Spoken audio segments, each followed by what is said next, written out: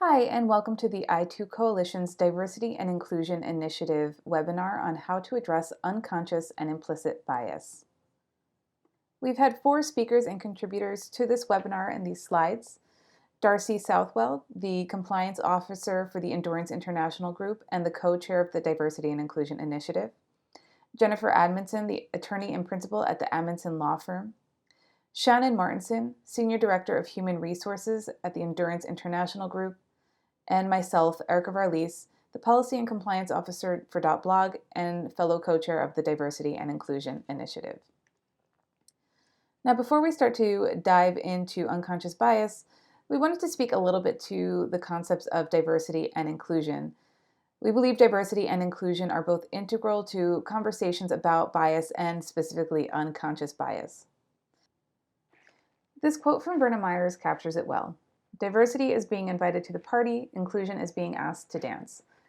An example I like to use is around asking for speakers for a conference. The conference organizers might ask for speaker submissions from a variety of people from diverse backgrounds and even accept people from very diverse backgrounds, which we could call diversity. Inclusion, however, is how those speakers are greeted at the conference. Do they feel safe? Is there a code of conduct? Are they on a panel with their peers, or do they feel more like the tokenized voice of women or people of color?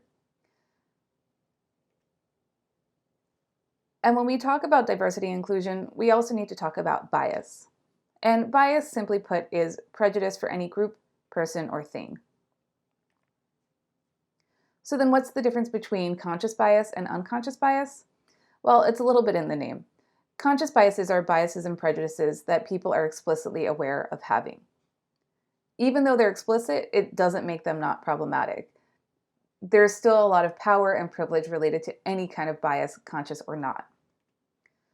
Unconscious biases are implicit prejudices that people act on without being consciously aware of them. And a lot of the time they come from cultural values that relate, once again, to privilege and oppression in our respective cultures. In many ways, unconscious bias can be a little bit more difficult. It may be harder to pinpoint and fix because you or the other person with that unconscious bias might not know that you're doing it. And that's why it's so important to be aware of these issues and contribute to conversations like this one, because the more we can talk about what we're unaware of, the more we can become aware of it and try to fix it. Now, as we talk about conscious and unconscious bias, the first question that might come into mind is, do I have unconscious bias?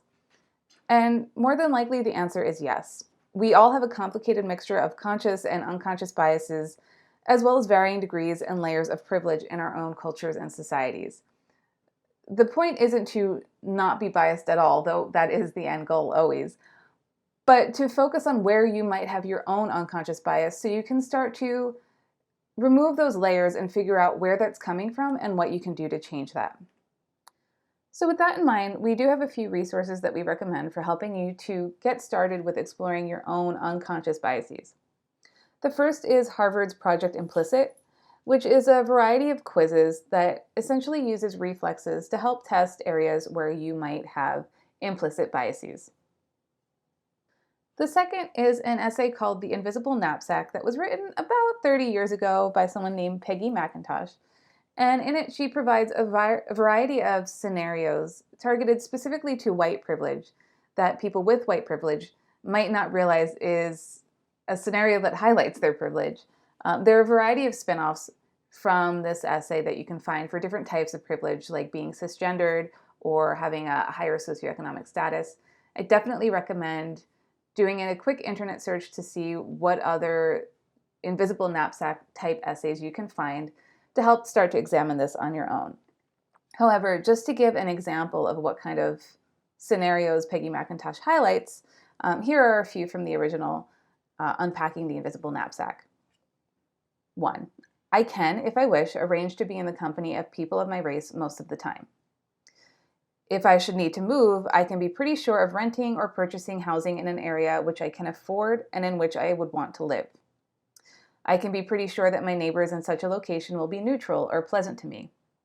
I can go shopping alone most of the time, pretty well assured that I will not be followed or harassed. I can turn on the television or open to the front page of the paper and see people of my race widely represented.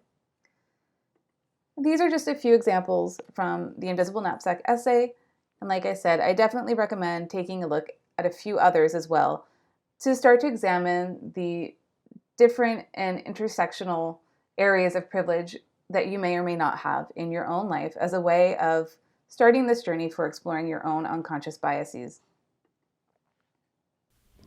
What does unconscious bias in the workplace look like?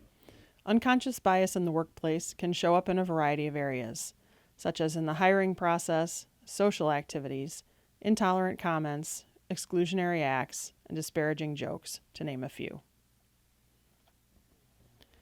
And what is the cost of unconscious bias? Companies in the top quartile for racial and ethnic diversity are 35% more likely to have financial returns above their respective national medians, according to McKinsey & Company in Diversity Matters. So what can you do?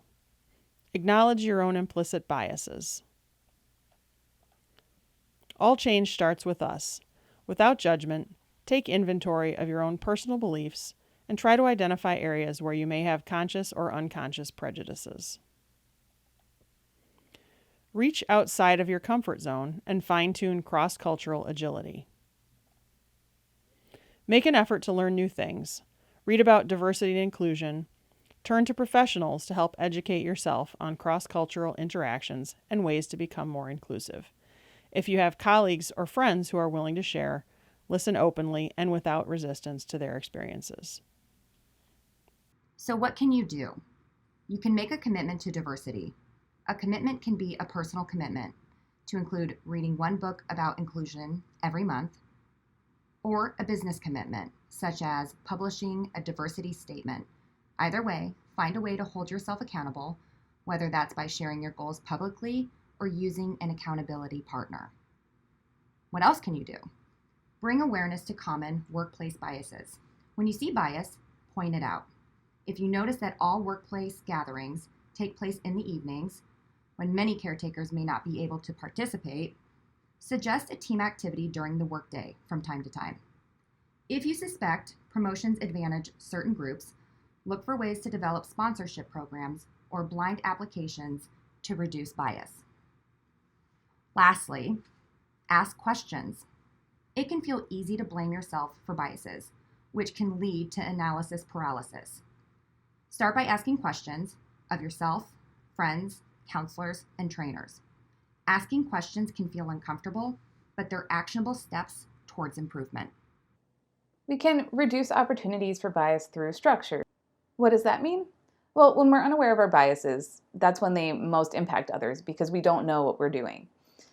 Reducing the opportunity structurally in your workplace or organizations to help prevent bias can help anyone who's performing an unconscious bias by putting some safeguards in, essentially.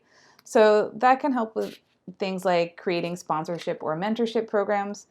In particular, we're pretty big fans of sponsorship programs because it goes a step beyond mentorship, where it allows someone in the workplace to take on a sponsor or be a sponsor, take on a sponsee, and really advocate for that person in their workplace. It's a little more than guiding them. It's actually, helping them find opportunities and giving them chances and opportunities that they might not have otherwise. Another thing that can help is creating affinity groups for different groups within your organization to come together, work on issues that might be affecting them specifically, and give people an opportunity to bring those issues and present them to the company or organization as a whole so that they can be resolved. Likewise, diversity commitment statements, committees, things like blind hiring procedures, all of these things can provide kind of checks and balances to make sure that where unconscious bias exists, it's not allowed to reign free. There are some perimeters and boundaries around that to reduce as much unconscious bias as possible. Likewise, on this journey, it's common to make mistakes, especially for those of us who have more privilege than others. So the most important thing to do is to own your mistakes. It doesn't help anyone to deny when you've made a mistake. They're not necessarily failures. It's a great opportunity to improve when you do see that you have done something wrong. And denying a mistake can also have the impact of dismissing someone else's concerns or experiences, even if that's not the intention. So the most important thing that you can do is own your mistake, admit that you've made a mistake, apologize, and commit to improving the next time. And part of that commitment involves really committing to educating yourself to make sure it doesn't happen again. It's not the person that you've hurt, it's not their responsibility to educate you. You can look to different forums online, potentially friends and other resources to figure out what you can do to improve. And here's where we'd like to turn the question to you. What else do you think you can do? Is there anything that you think we might have missed in this list? Anything that you would suggest, or any experiences that you've had that you found particularly helpful or not helpful? Even if it's something that's included on this list, it can be interesting and helpful to hear your personal experience as well. We do have a Slack channel available for people participating in this webinar, so we'd encourage you to add any feedback, thoughts, suggestions, and things like that into that channel. Unconscious bias and working to improve unconscious bias is very much an activity that requires a proactive effort. And we are hoping to create a community where people can encourage and engage with each other to learn what's worked in some places, what hasn't worked, maybe get advice, share some ideas, and see what else we can do to help make all of our workplaces and organizations more egalitarian and fair to everyone who's involved. And with that, we'd like to thank everyone for attending and watching this webinar. We're very grateful for all of your participation, your commitment to diversity and inclusion, and your commitment to improving unconscious bias and creating more safe and inclusive workplaces and organizations where you're involved. And if you're interested in joining our efforts, please visit the website on the screen here, and we will also include a link on this page. We would love to have you get involved and see how you can help us with spreading this message. Thank you.